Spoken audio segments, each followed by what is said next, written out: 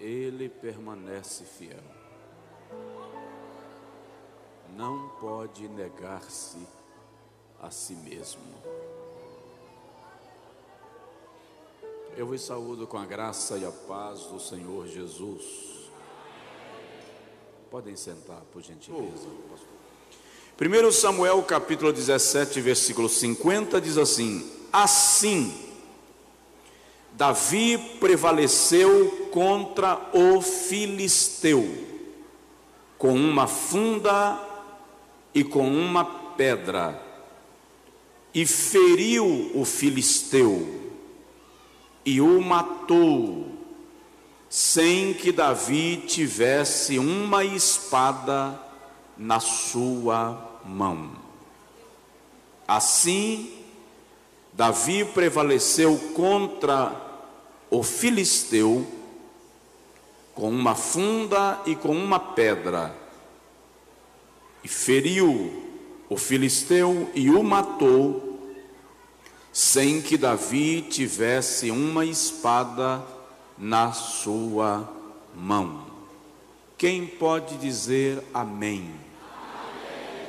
Diga comigo: Senhor Jesus, fala comigo. Agora dá uma olhada no irmão que está próximo a você, ao senhor, à senhora, e diz assim: dar glória a Deus aqui é de graça, tá?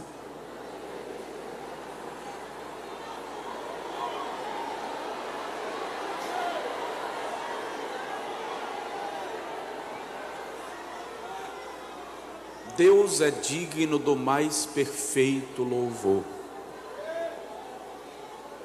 Deus está acima de tudo e acima de todos.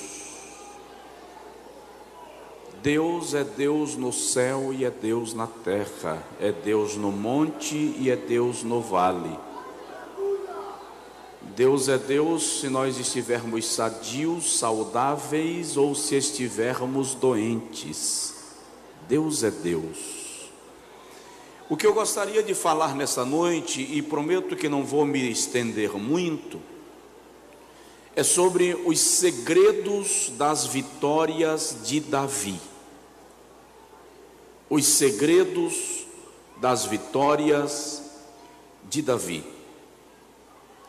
Davi é, sem sombra de dúvida, um dos personagens mais conhecidos e mais admirados de toda a Bíblia.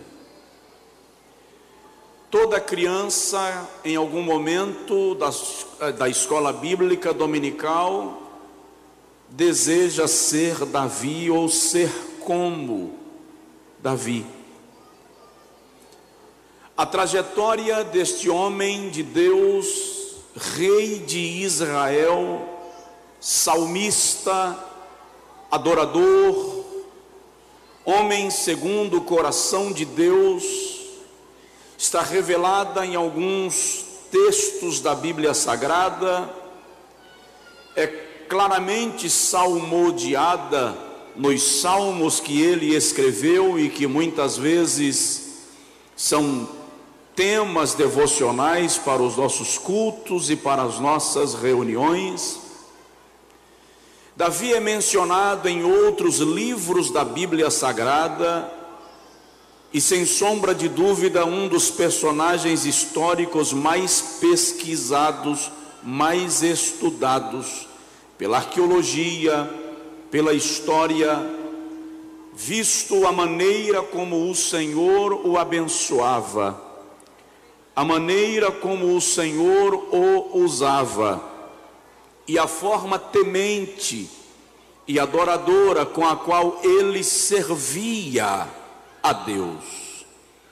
Não obstante tudo isto e as virtudes que a Bíblia nos traz do caráter, da personalidade e das conquistas de Davi, em nenhum momento o texto faz questão de omitir os fracassos deste homem de Deus. Davi cometeu fracassos graves, por que não dizer gravíssimos, e a Bíblia poderia esconder, colocar nas sombras os fracassos deste grande herói da fé. No entanto, a Bíblia os relata, e em alguns casos com riquezas de detalhes, para deixar para nós bem claro que não existem heróis sem fraquezas ou sem fracassos, que não existem vitoriosos sem tropeços, e que apesar disto, a graça de Deus não abre mão daqueles que com sinceridade servem ao Senhor dos céus e da terra. O texto que nós lemos de 1 Samuel 17 traz para nós o encontro de Davi com Golias, um encontro conhecido de todos. Mas eu não quero me ater à vitória de Davi apenas nesta batalha em específico, mas lembrar para os irmãos que, apesar das fraquezas e até dos fracassos, Davi teve diversas guerras, diversas pelejas, e não há registro de Davi perdendo uma batalha. Não há nem registro de Davi fugindo de uma batalha. As únicas vezes que Davi aparece fugindo na Bíblia, ele estava fugindo da guerra que ele não queria enfrentar. Estava fugindo da batalha que ele não pretendia travar, que era, por exemplo, a briga contra Saul. Davi não quis entrar em nenhum momento em confronto com Saul, pelo contrário, entendeu que, embora Saul estivesse fora do plano de Deus, competia ao próprio Deus tratar com Saul da maneira e no tempo que ele mesmo desejasse fazê-lo. O que eu quero observar com os irmãos é que as vitórias de Davi não estão baseadas nas armas que ele utilizava enquanto funda, pedra ou espada.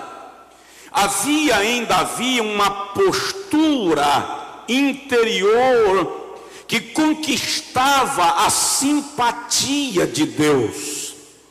Havia em Davi sentimentos que atraíam o coração de Deus.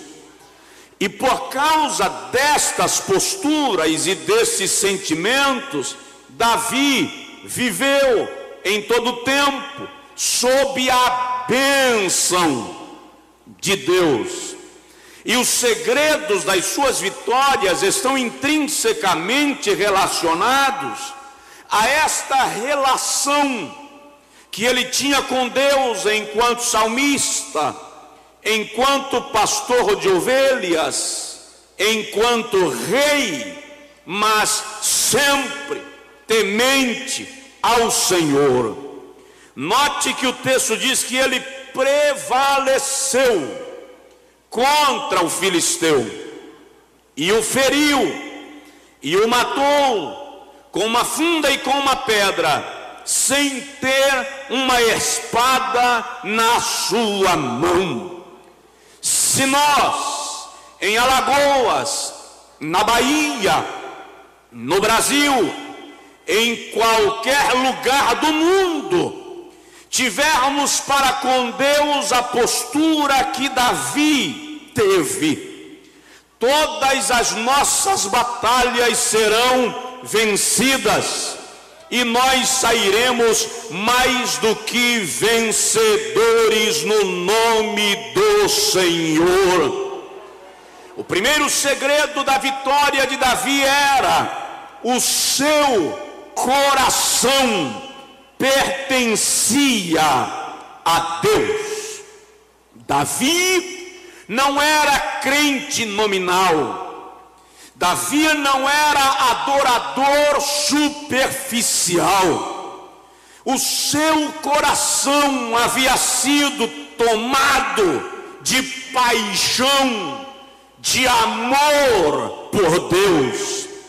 No primeiro livro de Samuel, capítulo 16, quando Deus envia ao profeta à casa de Jessé para lá ungir aquele que reinaria sobre Israel, a Bíblia diz que quando Samuel chegou na casa de Jessé, versículo 7, Samuel olhou para Abinadab e disse: certamente este é o homem que Deus escolheu para que reine sobre o seu povo. E o Senhor, conhecendo o coração do profeta, disse-lhe: não te enganes pela aparência, porque tu vês o que está fora, mas eu vejo o que está no coração do homem. Deus conhecia o coração de Davi, e embora Davi não tenha sido chamado para aquela reunião, Deus, que conhece corações, cada vez que um filho de Jessé se apresentava, o Senhor dizia: não é este, também este não é. E quando todos passaram, o profeta pergunta a Jessé: não há mais varão na casa? E Jessé responde: tem um, o menor, cuida das ovelhas, mas este não serve para ser rei, é muito jovem. E o profeta diz: manda chamá-lo, porque ninguém come nesta casa até que ele tenha chegado. Aleluia! Deus conhece o seu coração. E a Bíblia diz que quando Davi chegou, eu gosto do relato, e pisou na porta, o profeta olhou para ele e viu que ele era homem sisudo em palavras, tocava bem, era varão de guerra, e o Senhor era com ele. O segredo estava no coração. Quando Davi está prestes a morrer e chama seu filho Salomão para dar-lhe conselhos, 1 Crônicas 28:9, Davi diz a Salomão: ouve as minhas palavras e atende-as, serve ao Senhor de todo o teu coração, porque Ele esquadrinha os corações e os pensamentos. Se tu o buscares, Ele se fará achado de ti, mas se tu o deixares, também Ele te deixará a ti. O segredo da vitória é uma vida de coração sincero. É preciso lembrar que Deus não é mecânico de chaparia. Deus não olha para a aparência exterior. Ele conhece o que está dentro do coração do homem. Eu tenho um irmão mais novo do que eu, e eu já disse a Deus que o homem lá em casa, para ser pastor e ministro, não seria eu, era o meu irmão. Porque meu irmão é bom em comunicação, ele consegue trazer as pessoas em torno dele, tem facilidade em fazer amizades, gosta de viajar, vende até areia como se fosse prata. E um dia eu conversei com a minha mãe e disse: mãe, eu acho que Jesus veio aqui em casa atrás de Tony. Mas Tony não estava em casa, e Jesus, para não perder a viagem, me pegou no corredor e disse: vai você mesmo. E minha mãe perguntou por quê? Eu disse: porque eu não gosto de viajar. Eu não suporto falar em público, as pernas tremem, a boca seca. Eu tenho dificuldade. Não era eu o homem, definitivamente. Falei isso com a minha mãe e na semana seguinte viajei para pregar num congresso da igreja quadrangular em Santa Catarina. Quando terminei de pregar, desci do púlpito, a esposa de um pastor veio falar comigo. Quando estendi a mão para saudá-la, o Senhor tomou-a em profecia e disse assim: não diga que eu escolhi o homem errado, porque eu simplesmente não erro. Deus conhece o coração. Diga aí para o seu vizinho: Deus conhece o nosso coração. Deus conhece o nosso coração. Aleluia! Este era o segredo da vitória de Davi. Segundo o segredo da vitória de Davi é que ele buscava a face do Senhor. Eu tenho certeza que nos nossos dias Deus está dizendo: quero homens que busquem a minha face. Sinto falta de mulheres que queiram a minha presença. É preciso lembrar que a maioria das nossas orações são um catálogo de pedidos. Nós oramos mais por necessidade do que por prazer.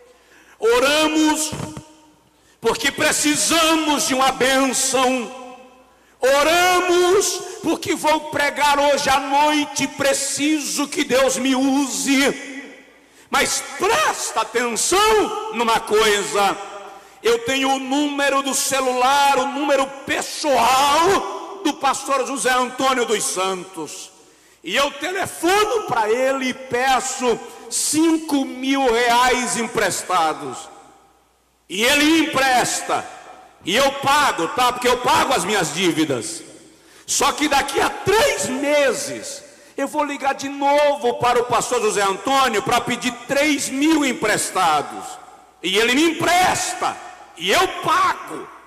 Mais 6 meses eu telefono de novo para pedir 10.000 emprestados, e ele me empresta e eu pago. Só que eu só ligo para ele quando estou precisando de dinheiro. Aí eu lhe digo: a próxima vez que o telefone dele tocar e ele ver o meu número, o que ele vai pensar? Está precisando de dinheiro. A pergunta que eu lhe faço hoje é: o que Deus pensa quando você se ajoelha?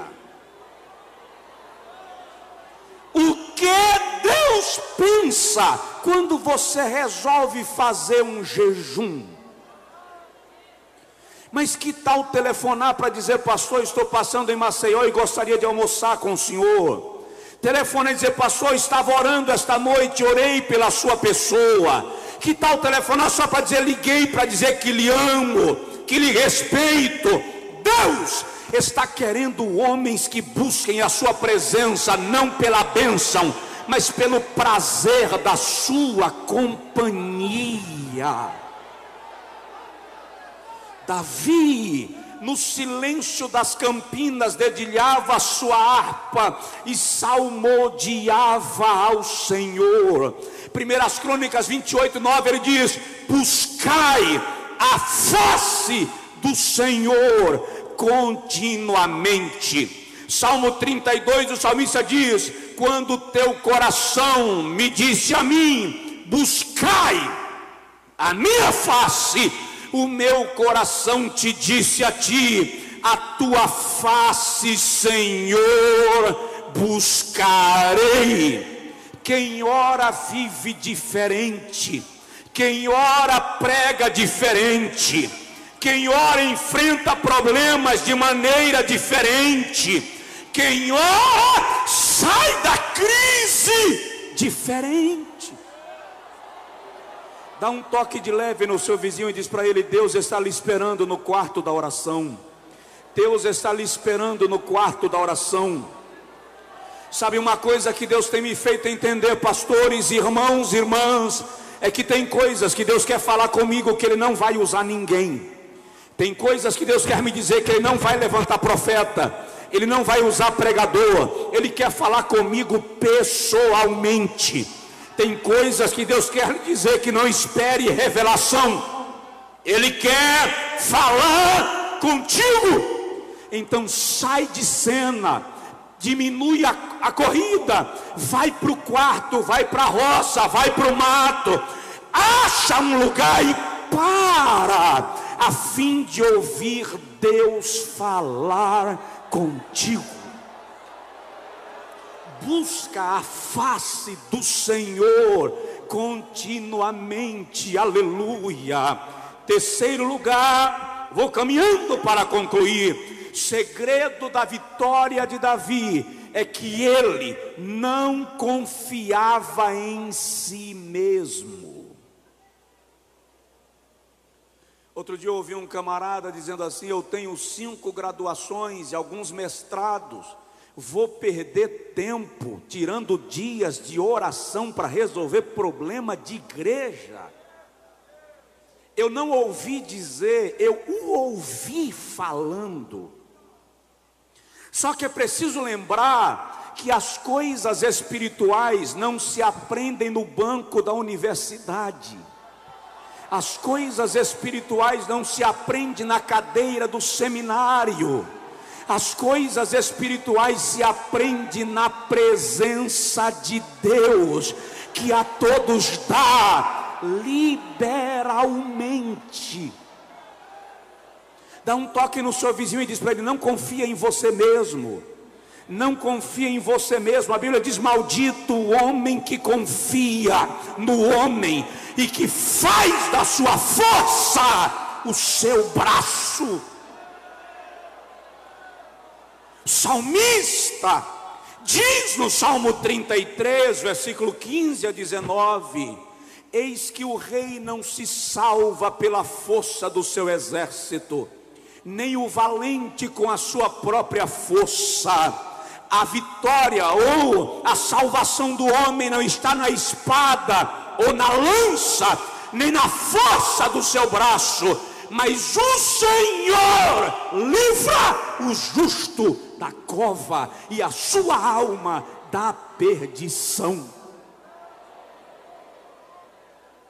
Um dos grandes alívios que eu tive na minha vida foi quando eu entendi que Deus não depende de mim para fazer o que Ele quer fazer. Deus não depende do que eu sou para realizar o seu projeto. Ele só depende daquilo que Ele fará na minha vida para executar a sua vontade.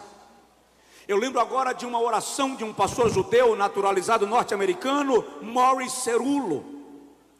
Ele diz que estava orando uma certa feita e disse a Deus: eu não gosto de ser Cerullo, eu não me satisfaço comigo, eu falho demais. E o Senhor perguntou para ele: e quem você gostaria de ser, Morris? E ele disse que falou com Deus: eu gostaria de ser como Davi, o homem que quando dedilhava a harpa até demônio ia embora, homem segundo o teu coração. E ele disse que Deus perguntou-lhe: Cerullo, você teria coragem de matar um homem e depois ficar com a mulher dele? E ele falou: Senhor, tu sabes que eu não tenho coragem de matar nem mosca. E o Senhor disse: então você não tem condição de ser Davi, você não é páreo para Davi. Davi mandou matar Urias e depois casou com a mulher dele. E o Senhor perguntou-lhe: tem mais alguém, Morris? Ele disse: Abraão. Eu quero ser como Abraão, o teu amigo. E o Senhor perguntou-lhe: se 4 homens chegarem na tua casa agora e te disserem: nós viemos buscar a tua mulher e vamos levá-la para nós, você deixa levar? Ele disse que falou com Deus: só se me matarem primeiro. E Deus falou com ele: então você não presta para ser Abraão? Abraão, para salvar a sua própria vida, entregou Sara para Abimeleque. Você não tem condição de ser Abraão, Morris. Você é muito pequeno para Abraão. E o Senhor lhe perguntou: há mais alguém com quem você gostaria de parecer? E ele disse: Moisés, o homem que falava contigo face a face, o homem que viu a tua glória. E Deus lhe perguntou: Morris, se você falar comigo face a face, se você ver a minha glória, você tem coragem de me desobedecer? Ele disse: Senhor, se eu falar contigo face a face, se eu ver a tua glória, eu não te desobedeço. E o Senhor disse: então você não presta para ser Moisés. Eu mandei Moisés tocar na rocha e ele a feriu. Você não dá para ser Moisés. E ele disse que começou a chorar, sem entender nada. E enquanto ele chorava, o Senhor lhe disse: Morris, deixa eu te revelar um segredo. Não era Abraão, Morris, não era Davi, não era Moisés que fazia aquelas maravilhas. Era o meu Espírito agindo neles, para fazer o que eu queria fazer. E o mesmo Espírito está na sua vida. Aleluia. O Espírito de Deus está em você. Não confie em si mesmo. Eu gosto do diálogo. Eu gosto do diálogo de Moisés com Deus no deserto. Quando o Senhor diz assim: vai ao Egito e liberta o meu povo. E Moisés diz assim: quem sou eu? E Deus diz assim: quem disse que é você? Sou eu. Pode ler o texto. Ele não diz eu estou contigo, ele diz eu sou contigo.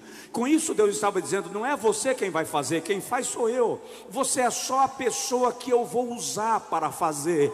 Querido, a capacidade vem de Deus. Paulo diz que nós temos um tesouro posto em vasos de barro, para que a excelência da glória seja de Deus e não nossa. Provoca o teu vizinho e diz para ele: não é você, é o Senhor na sua vida. Não é você, é o Senhor na sua vida. Não é você, querido, é o Senhor quem faz, é Ele quem faz. Jura mandagaramai deixeira rai lamandura marras. Fica de pé, por favor, quem puder.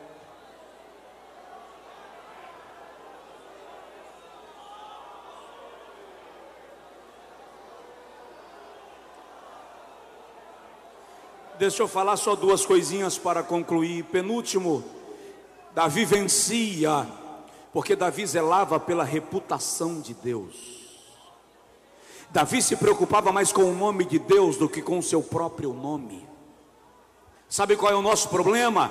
Nós colocamos sempre a nossa reputação em primeiro lugar, e na verdade é o nome de Deus que está em primeiro lugar. Por 3 vezes, versículo 26, versículo 36 e versículo 46, Davi diz assim: quem é esse incircunciso para blasfemar do exército do Deus vivo? O zelo de Davi era pelo Senhor. E o nosso zelo? Como nós preservamos o evangelho que pregamos e o nome de Deus a quem servimos? Aleluia! Conheci um pastor norte-americano, ele é pastor na cidade de Seattle e é pastor de uma grande igreja. E ele disse que a igreja começou a viver um grande avivamento e começaram a falar muito mal dele, e batiam nele, e publicavam coisas ruins sobre ele, e denegriam a imagem dele. E ele saiu para um retiro de oração e foi dizer para Deus: estão acabando com o meu nome, porque eu estou fazendo a tua obra e te obedecendo. Eu preciso de uma providência. E ele disse que enquanto orava, o Senhor perguntou para ele assim: Robert, qual é o nome que salva? Ele disse: o teu. Tá, e qual é o nome que cura? O teu. E qual é o nome que liberta? O teu. Então, Robert, esquece o teu nome e prega o meu, porque eu cuido do teu. Zelo pela reputação de Deus. Ananias, Misael e Azarias, eu vejo pregadores dizendo por aí: se Jesus não fizer tal coisa, eu rasgo minha Bíblia. Para com isso. Ananias, Misael e Azarias disseram ao rei: o nosso Deus é poderoso para nos livrar da tua mão, mas se ele não fizer, nem mesmo assim nos encurvaremos diante da tua estátua. Não importam as circunstâncias, Deus é Deus. E Davi era cheio do Espírito Santo. Segredo da nossa vitória é vivermos na dependência do Espírito Santo. 1 Samuel 16:13, e tendo Samuel acabado de ungir a Davi, o Espírito do Senhor se apoderou dele e não o deixou mais. Quero orar contigo esta noite. Quantos aqui têm certeza que o Espírito Santo habita na sua vida? Levante assim a mão e dê um brado de glória a Deus. Se o Espírito Santo habita em nossa vida, não há por que se apavorar. É Ele quem garante a vitória. Se o Espírito de Deus habita em nossa vida, não há por que autoconfiança, porque o poder vem de Deus para fazer aquilo que o Senhor quer realizar em nossa vida. Ore comigo agora e peça para o Espírito Santo que habita em nós se apoderar de maneira extraordinária da sua vida, da nossa vida esta noite, para uma grande obra. Este é um tempo que Deus vai levantar homens e mulheres com ministérios intrépidos para realizações poderosas ao redor do mundo. Aleluia. Deus não está buscando renomes, está buscando pessoas que aceitem depender dEle e do seu poder. Anônimos estão fazendo obras extraordinárias para Deus em algum lugar ao redor do mundo, e Deus quer lhe usar de maneira extraordinária. Essa luta pela qual você passa é só estágio, é treinamento, é trampolim para uma nova etapa. Apenas dependa do poder do Espírito de Deus em sua vida e em sua história.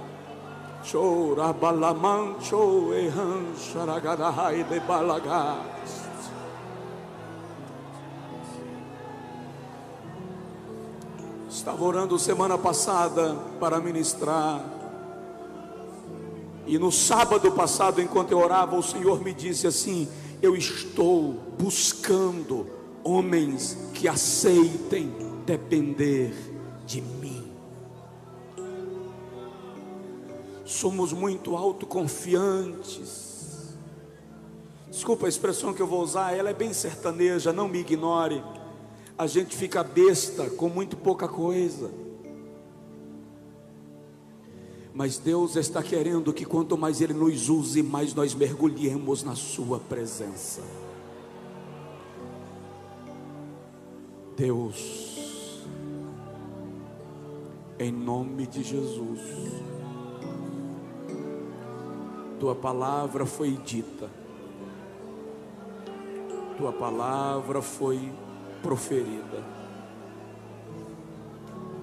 Eu quero pedir algo, Senhor, muito especial. Eu quero pedir que nos próximos minutos uma brisa do Teu Espírito sopre neste lugar, desde o púlpito até a saída, desde a saída até o púlpito. Eu quero pedir, Senhor, que haja uma ação sobrenatural da Tua presença no interior dos Teus filhos e das Tuas filhas. Espírito de Deus, rege agora um coral de línguas estranhas neste lugar. Rege agora um coral de línguas espirituais. Eu peço, Senhor, um derramar de avivamento sobre nós agora. Aqui no púlpito, Senhor, sobre pastores, sobre o coral de mulheres, sobre os teus filhos e filhas.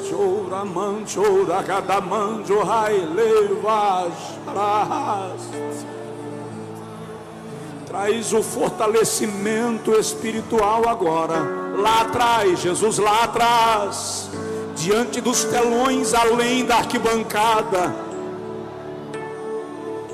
Manifesta agora o poder da tua presença. Manifesta agora o poder da tua presença.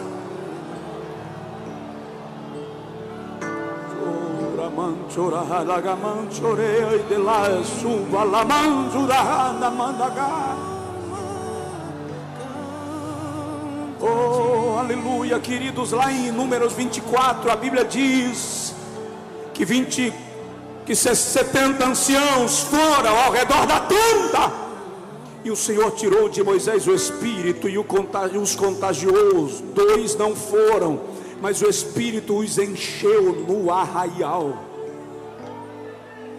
O avivamento que a igreja está por receber, por vivenciar, é maior do que toda a perspectiva humana, porque nós estamos no último momento da igreja de Deus na terra. Mas eu não estou falando de avivamento de fim de culto, eu estou falando de um poder sobrenatural que o Espírito Santo está liberando sobre a sua igreja em toda a terra. Aleluia. Levante a sua mão ao céu assim, por favor. Ezequiel 10:2 diz: enche as tuas mãos de brasas acesas e espalha-as pela cidade. Peça a Deus agora, diz para Ele: enche as minhas mãos de brasas acesas. Enche as minhas mãos de brasas acesas. Enche as minhas mãos de brasas acesas. Há uma seara inteira para ser incendiada através da sua vida.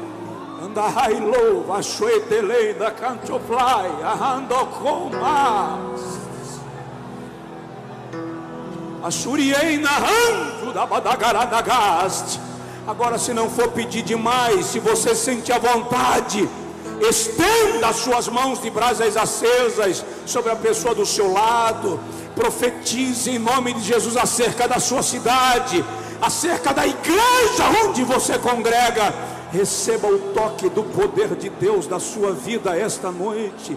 Receba a renovação do Espírito de Deus na sua vida. Sinta o seu ministério ser renovado esta noite. Sinta Deus mudando as suas pregações, a sua oração, tocando no seu caráter, tocando na sua personalidade.